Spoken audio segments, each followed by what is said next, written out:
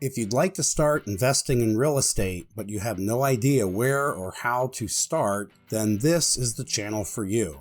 I've created this series of videos to walk you through my business systems that I've created for my real estate business. Each one of these systems is a key element that helps me stay organized and focused as I scale up my business. They help me avoid making mistakes by doing the same things or the same processes over and over again. These systems are available at compulsiveinvestor.com. This is my advertising SOP for advertising for my rental properties. I use 3 different platforms to advertise my properties.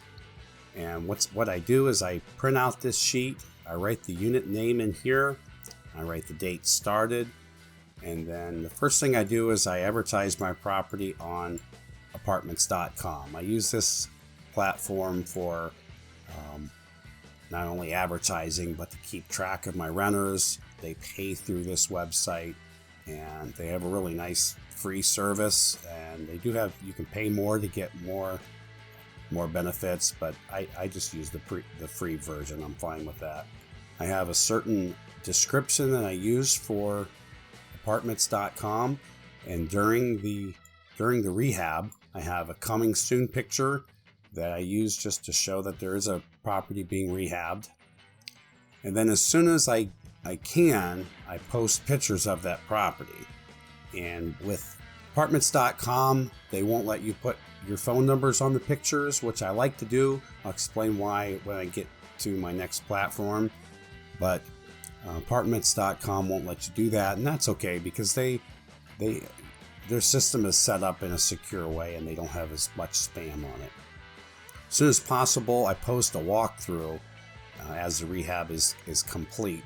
I do a video walkthrough, and I have a dedicated YouTube channel that I use for showing my properties to applicants.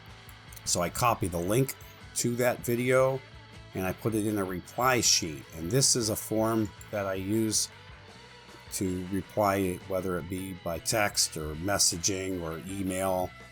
I have the same messages set up, canned messages that I can reply back to interested ones. As soon as I have an applicant that I'm choosing, that I'm going to go into my second final stage of screening with, I stop accepting applications, but I don't deactivate the listing until the lease is signed. Once it's signed, then I deactivate that listing. Apartments.com is affiliated with several other marketers. When they come through apartments.com, they're called true leads.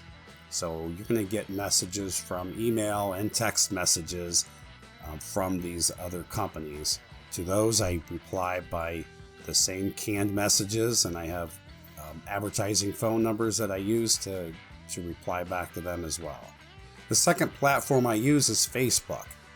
I have a couple different accounts set up on Facebook that I use for advertising. I do not use my personal Facebook profile for advertising my properties. The reason why I have a couple different accounts set up is because if someone doesn't like your property, they think that maybe you're charging too much for rent, and this does happen quite frequently.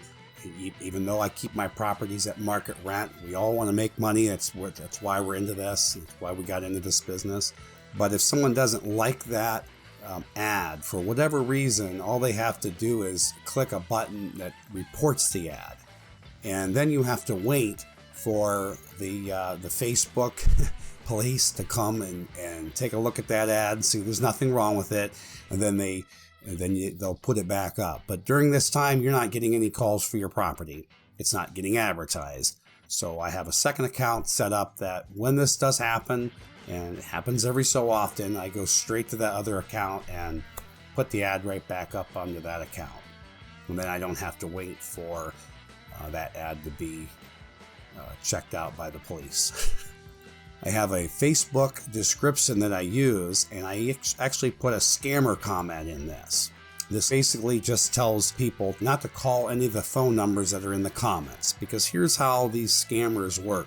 They'll share your ad to another group, and then they'll put their own phone number in the comments saying to contact this this phone number for this property. Then people will call that and they'll act like they have to pay a deposit right away in order to secure this property. So they'll scam people out of money. So I put my phone numbers on my Facebook pictures and on my Craigslist pictures. That way I put them right across the picture, and that way if that ad is shared somewhere, even if my comment is not in the comments to that shared ad, I know that probably sounds confusing, but my phone number is going to be on those pictures, and anybody with any common sense is going to call the phone number on the picture rather than something that they see in the comments. And if I would hope that they would do that. I use the same coming soon picture during my rehab, and then I post pictures again with my phone number on them, and I reply using Facebook Messenger with those canned messages that I created, and I keep track of who messages me through Facebook Messenger. That way I can compare that with their application at apartments.com and make sure that they're being truthful.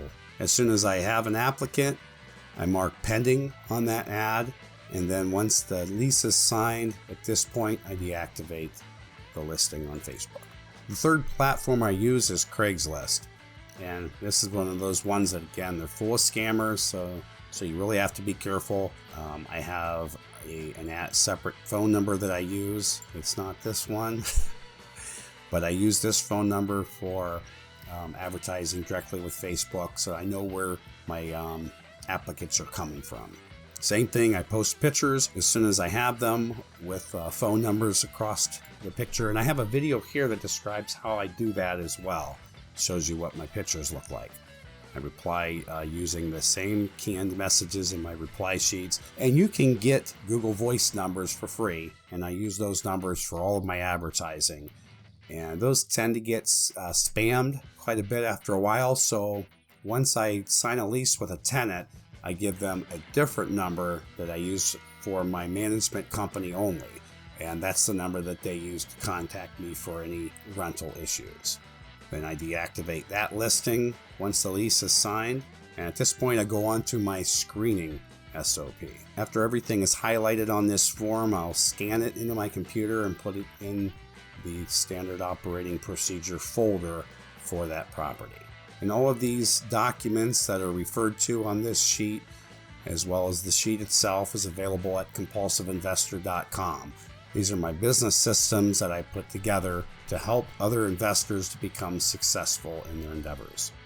What's next? After you advertise your property, you're going to start getting applications in. It's time to screen those applicants. Now, this is a separate screening from the one that's done at apartments.com. This is actually something that I've put together, a system that I do myself to make sure that my tenants go through this second screening. If you want to be a successful real estate investor, you must learn how to screen your tenants. You can't leave this up to a business that's just out there to make money.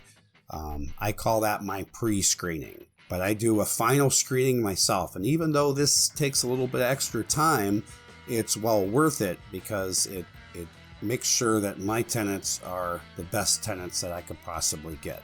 So the next video in this series is going to detail my tenant screening SOP. Right there. Click it. You know you want to, just click it. Right there, just click right there. How to screen your tenants.